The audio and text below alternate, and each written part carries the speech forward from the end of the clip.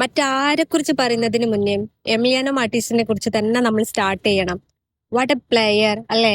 ആ ഒരു goal keeper ഇന്നലെ അവിടെ ഒരു മതില് പോലെ നിന്നിട്ടുണ്ടായിരുന്നില്ല എങ്കിൽ നമ്മൾ ഉറപ്പായിട്ടും അത് 1-0 എന്നുള്ള ഒരു ലെവലിലായിരിക്കില്ല നമ്മൾ ഫെയിൽ ആവുന്നത്.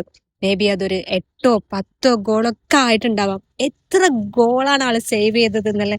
എന്റെ പൊന്നോ, നമുക്ക് ആ ഒരു സ്പെയിനിന്റെ ആ ഒരു ഫസ്റ്റ് ഗോൾ വരുന്ന സെക്കൻഡ് വരെ നമുക്കൊരു ഹോപ്പ് ഉണ്ടായിരുന്നു. ഇത് ചിലപ്പോൾ പെനാൽറ്റിയിലേക്കാ പോകുന്നത്. Only because of Emiliano Martinez. ആ ഒരു വ്യക്തി അവിടെ ഉണ്ടായിരുന്നില്ലെങ്കിൽ വേറെ ഒരാളെ നമുക്ക് റീപ്ലേസ് ചെയ്യാൻ പറ്റില്ല ഇന്നലത്തെ കളിയിൽ നമുക്ക് ആകെ ഒരു പറയാൻ പറ്റുന്ന ഒരൊറ്റ പേര് അല്ലെങ്കിൽ ഒരു ഡിസേർവിംഗ് ആയിട്ടുള്ള പേഴ്സൺ എന്ന് പറയുന്നത് എമിലിയാനോ മാർട്ടിനസ് ആണ്. എന്താണ് ഇനി ആ മനുഷ്യൻ നേടാനുള്ളത്? ഓഫ് കോഴ്സ് നമുക്ക് സങ്കടമുണ്ട്. ഇന്നലത്തെ ഒരു മാച്ചിൽ നമ്മൾ എക്സ്പെക്ട് ചെയ്തിട്ടുണ്ട് നമ്മൾ അർജന്റീന ജയിക്കുന്നത്. കാരണം നമ്മൾ സപ്പോർട്ട് ചെയ്യുന്ന ടീം ജയിക്കുന്നതാണല്ലോ നമ്മൾ എപ്പോഴും വിചാരിക്കുക. പക്ഷെ നമ്മളെ ഡേ ആയിരുന്നില്ല ഇന്നലെ. നമ്മൾ വിചാരിച്ചതുപോലെ ആയിരുന്നില്ല കളി ഫുൾ നടന്നിരുന്നത്. പക്ഷെ എപ്പോഴും നമ്മൾ പറയുന്നത് പോലെ തന്നെ ആ ലാസ്റ്റ് മിനിറ്റ് വരെ നമുക്ക് ഹോപ്പ് ഉണ്ടായിരുന്നു എന്തെങ്കിലും മിറാക്കിൾ സംഭവിക്കുന്നുള്ളത്. ഓഫ് കോഴ്സ് മിറാക്കിളൊന്നും സംഭവിച്ചില്ല. ഗോൾ അടിക്കാൻ പറ്റിയില്ല. മെസ്സി കരയുന്നത് നമ്മൾ എഗെയിൻ കണ്ടു.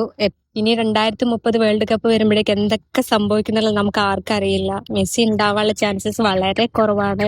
അതേപോലെ തന്നെ ഇന്നലത്തെ വാർത്താ സമ്മേളനത്തില് സ്കലോണി പറഞ്ഞു ആള് ഉണ്ടാവാനുള്ള ചാൻസസ് കുറവാണ്. അപ്പം ഇനി വരുന്ന ഒരു അർജന്റീന ടീം എങ്ങനെയായിരിക്കും വരുന്നത്, ആരൊക്കെയായിരിക്കും, നോ ഐഡിയ. പക്ഷെ ആരൊക്കെ വന്നാലും എന്തൊക്കെ സംഭവിച്ചാലും നമ്മളെപ്പോഴും അർജന്റീന തന്നെയായിരിക്കും സപ്പോർട്ട് ചെയ്യുന്നത്. Thank you Messi and thank you Argentina team. ഈ ഒരു സ്റ്റാർട്ടിങ്ങിലെ നമ്മുടെ മാച്ച് മുതൽ ഈ ഒരു സെമി ഫൈനൽ വരെയുള്ള മാച്ച് വരെ ഓരോ മൊമെന്റിലും നമ്മുടെ ഓരോ അർജന്റീന ടീമിനെയും അത്രയും പ്രൗഡായിരുന്നു നിങ്ങൾ. സ്റ്റിൽ ദ ഫൈനൽ മാച്ചിലും നമ്മൾ പ്രൗഡ് തന്നെയാണ്. പക്ഷെ നമ്മുടെ ബെസ്റ്റ് നമുക്ക് കൊണ്ടുവരാൻ പറ്റില്ല.